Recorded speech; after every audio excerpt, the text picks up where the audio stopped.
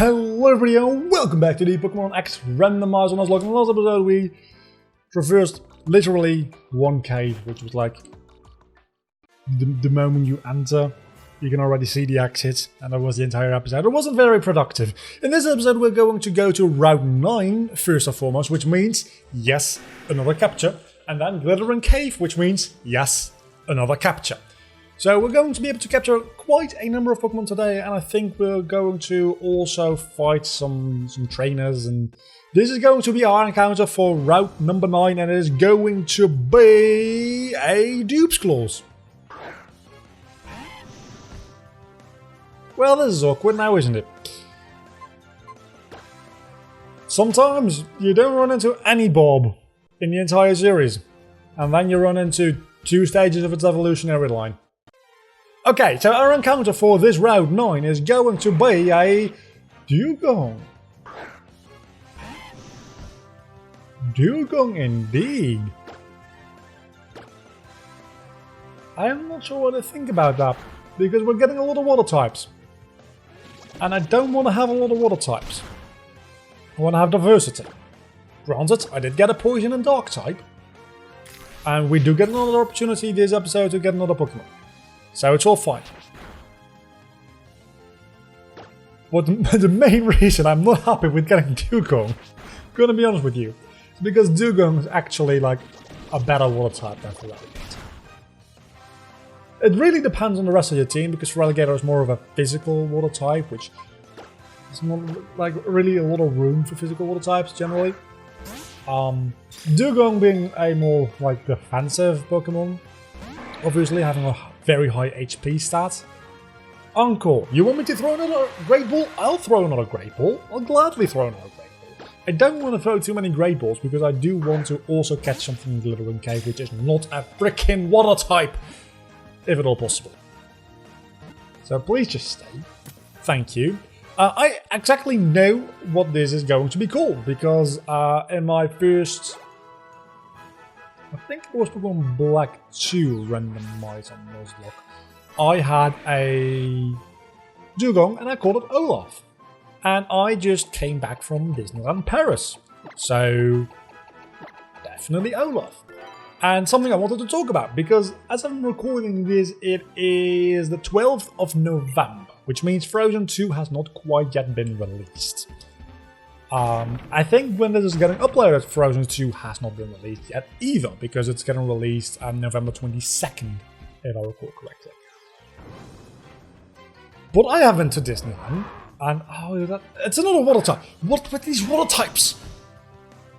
So I've been to Disneyland, and in the Disney Studios theme park, there's a theater where you usually have, at least until the last time I was there, which admittedly has been like 5 years or 6 years now. There was a showing of like a movie where they asked you, like in every movie theater, please turn off your phone, and then one person in the audience didn't, which was actor. And then he got sucked into the film by a magician, which was very pissed off that he didn't turn off his phone. That's been there for like 10 years, at the very least. And when I was there last week, that theater was showing Frozen 2 in French and English, like 6 showings a day. Tangrowth! At least it's not a water type. I guess.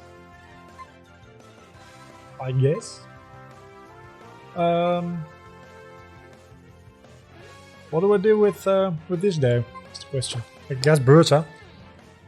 So it was already showing there, and there's also a like very big cinema in Disney Village, which is another part of the Disney theme park like collection there.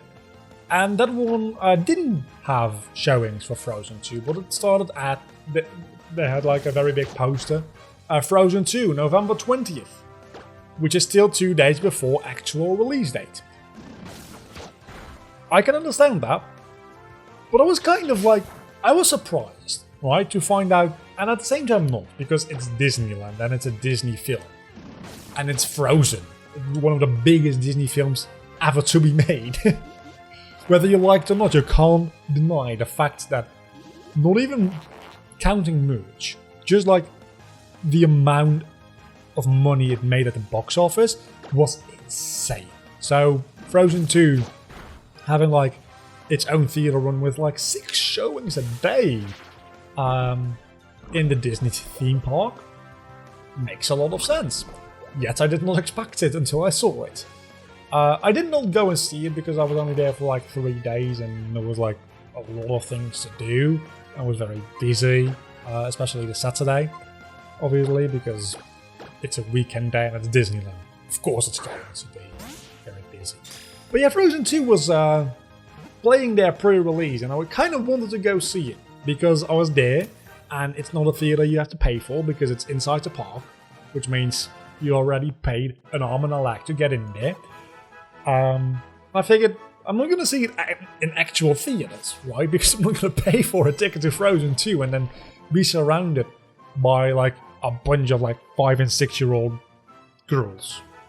Maybe like more 12-year-old girls because the girls that were 5 and 6 at the time that Frozen was released are now like 12, I suppose. But then again, I've got like a niece that's 3, turning 4 soon. She's crazy about Frozen and she wasn't even born when the first film was released. So, yeah, you're just...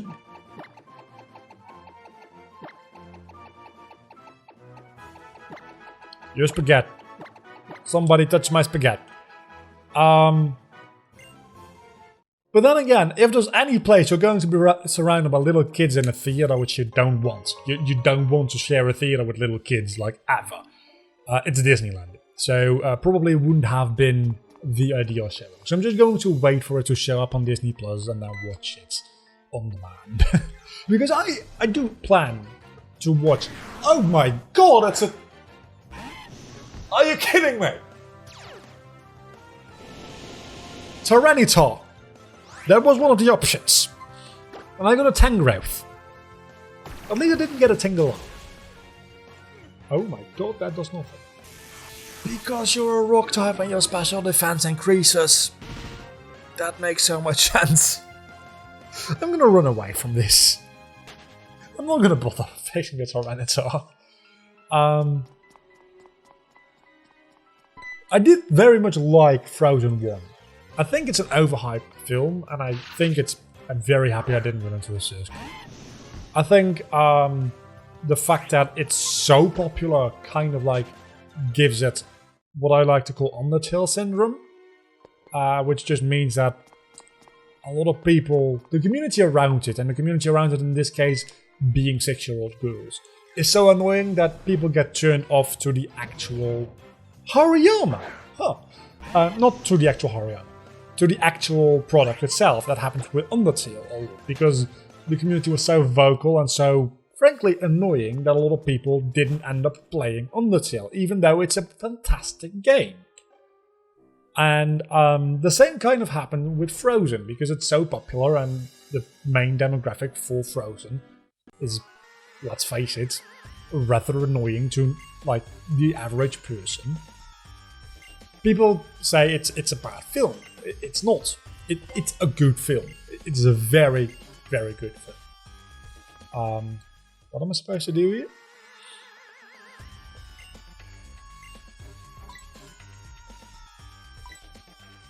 No? Yes, okay. That's fine. So I actually have high hopes for Frozen 2. Which is the first time I'm ever saying that about a Disney sequel. Not counting Pixar, because I had high hopes for Cars 3. Even after Cars 2, yeah. Disney sequels usually kind of suck. And that is purely because the Disney sequels are usually made by students. And not like I just learned how to animate one character kind of students. These are the students... oh, no, that's bad. These are the students that just, like, finished their university or their like, college degree in film and animation and are newly entering Disney. So it's like the junior position. Right, what? I don't remember what he's going into because I didn't read. Those usually are in charge of making the Disney sequels. And then when they've made a couple of those, they get promoted to making the actual Disney films. The way Pixar does that, for instance, is at least until a short time ago, it seems like they're like kind of restructuring there as well. I did go into the right one, is with the shorts that play before the Pixar films themselves. They're like 5-minute shorts, and those are made by the new people, the students at Pixar.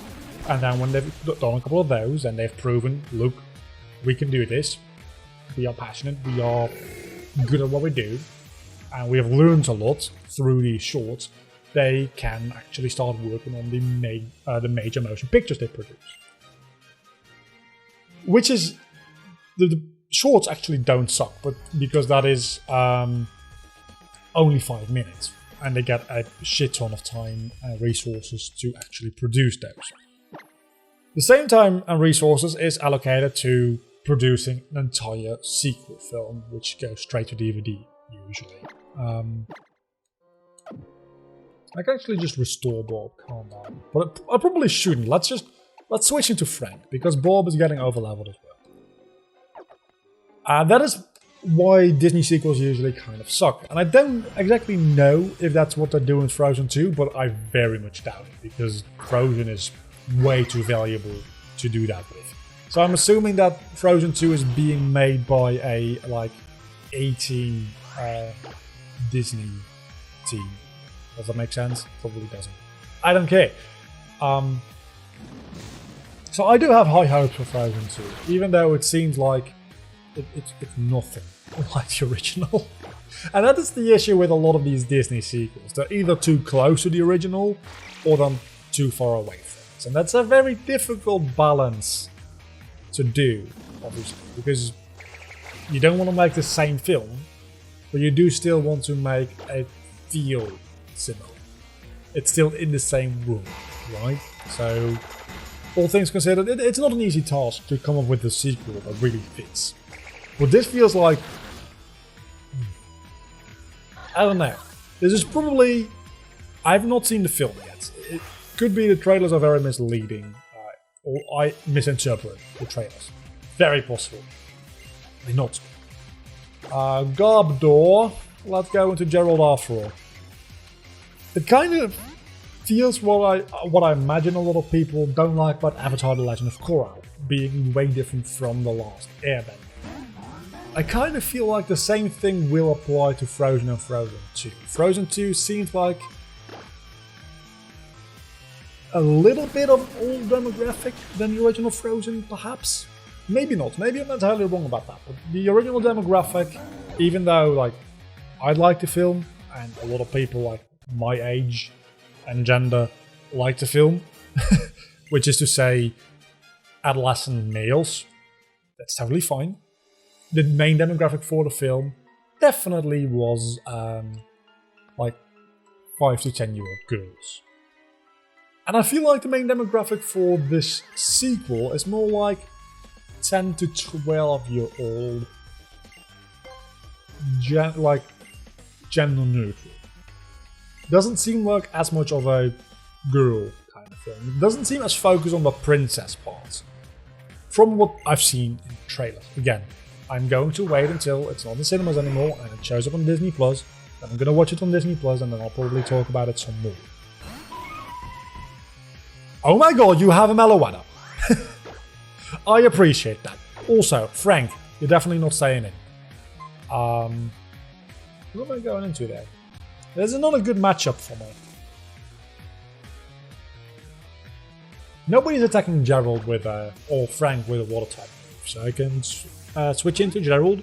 Probably take care of this field rather easily, I imagine. I don't really care about the Pidgeotto. Or you can put his field to sleep. That also works. That works very well, actually.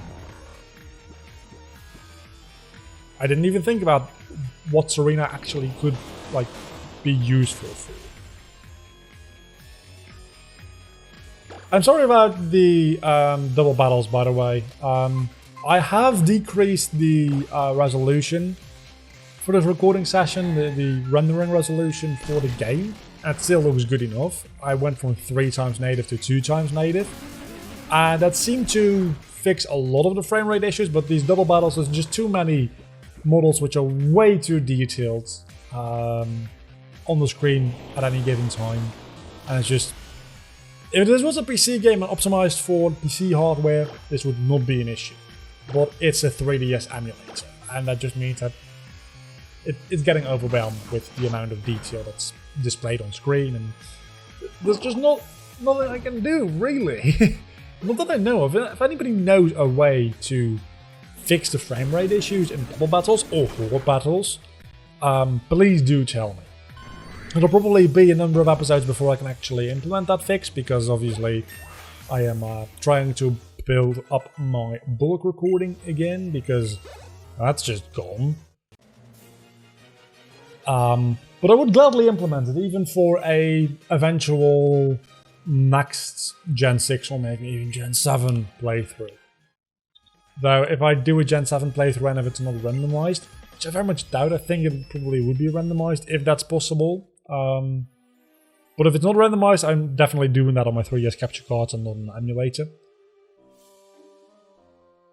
What are you? You're an escape route, that's going to be useful.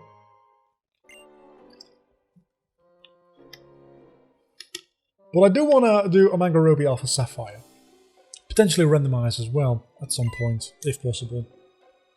Because even though I think from a game design perspective, Omega Ruby Alpha Sapphire are made as well, and I'll talk about that more if I ever get around to playing it. I think I talked about it in...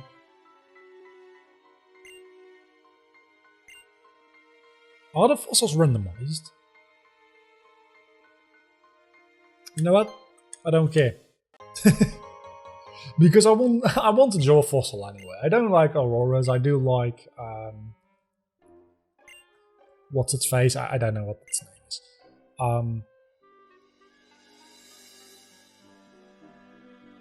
What was I talking about?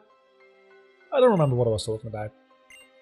I don't think it was very important. I think I was complaining about the fact that Omega Ruby Alpha Sapphire are not as well designed from like a pacing perspective anyway.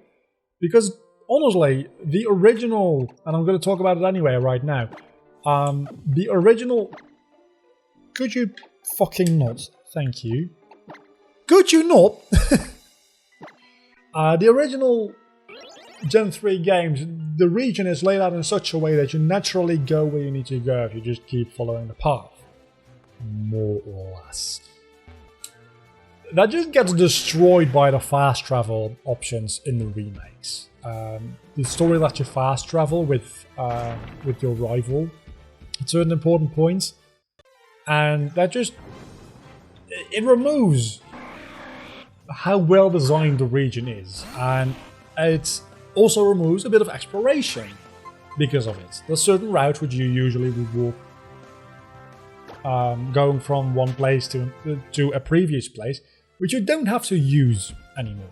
But they're still there, so they become useless routes. And those are the most fun routes, because there's nothing particularly there other than stuff to just explore. And I think that's a shame. And I'm not going to like go into a lot of detail, because I'm saving that for a eventual Omega Ruby Alpha Sapphire Let's Play, because there's going to be a lot of complaining about that. Hello, Croconaw! For some reason I thought you were going to be a Larvitar, and I was going to be pissed again because I missed both a Larvitar and a Tyranitar. I'm very happy, by the way, that I didn't run into Tyranitar as my first encounter in hindsight, because there's no way in hell I would have been able to actually catch Tyranitar. I don't know what its catch rate is, but I think it's probably close to... Hello, Pikachu! Probably close to legendaries, which usually is, I think, 3% at full health. I think that's how it works. Maybe it's even lower. I know Metagross is more difficult to capture than many legendaries, because it's got a catch rate of 1. And there's only like... I think there's only one game and one place where you can actually get wild Metagross to use that number. Obviously, in a randomizer, you can run into one at any given time.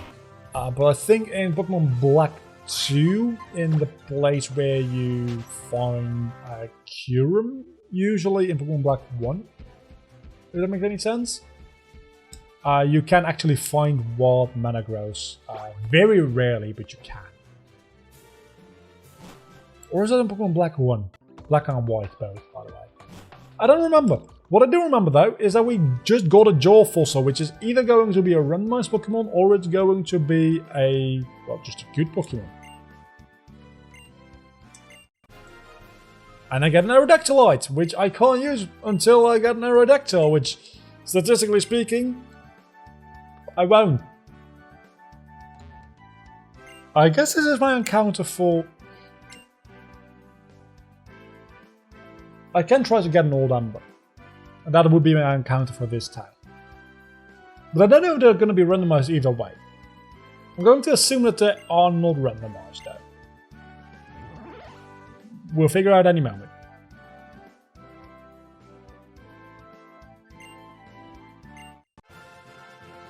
And I did not get to nickname it.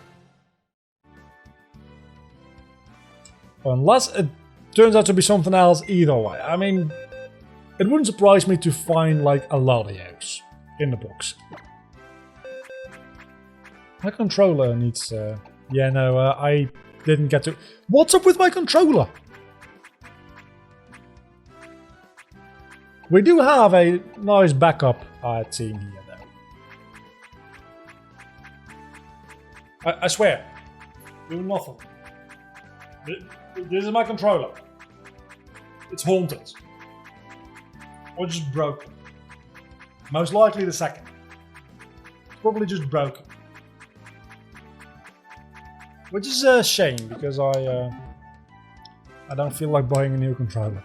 I think PlayStation 4 controllers work on PC without too much hassle, don't they? They might. So, Glittering Cave was an episode. I think I'm going to leave it there for today. And the next episode we're going to make our way to the next town. And I think, finally, possibly, get to the next gym. But I am going to do a little bit of grinding between episodes. Because I do want to be able to actually use... Did I almost call him Moon? Big D and Sarah. I think they're both going to be level, let's see. Everybody's going to be like level 20 something. Let's just say level 20. Maybe some of these other Pokemon will be like one level higher because I need to do a little bit of switch training.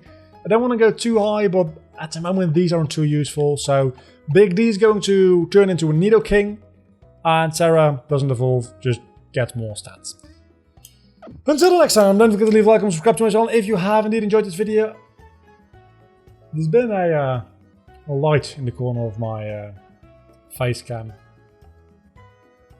all this time, hasn't there? Well, that sucks. Back next time. Music for the end screen, very important. Don't want Pokemon music if possible. Bye.